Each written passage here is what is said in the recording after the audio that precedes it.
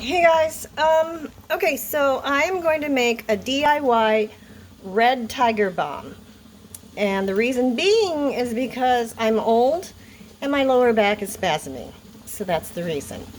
But I'm calling it Red Tigrix, Tigrix Balm, B-A-L-M.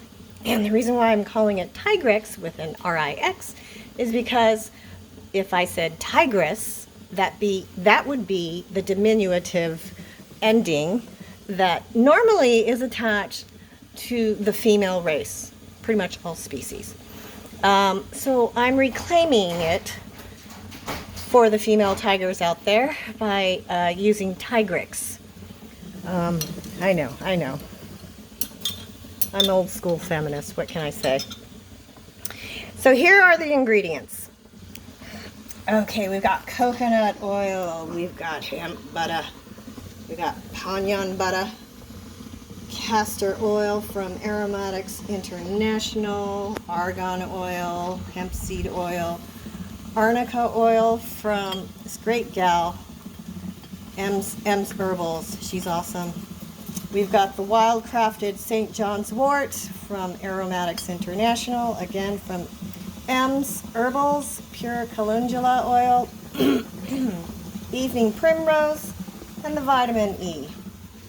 And down below, we've got the rosemary, camphor, eucalyptus, cajeput. I don't know if I'm pronouncing that right, so if I'm not, let me know. We've got the wild crafted clove bud, cassia, cinnamon cassia, turmeric oil, black seed, aka black cumin, wild crafted lavender from Eden Botanicals, and then of course the cannabis sativa, again from Eden Botanicals. This stuff is good, guys. And over here, it's really melty. This is the carnauba wax and all the butters and carrier oils that are actually melted to the point. I've got to hurry up and put my essential oils in, but here's the carnauba, organic. And anyways, so I'm going to give it a try, and I'll see how it turns out.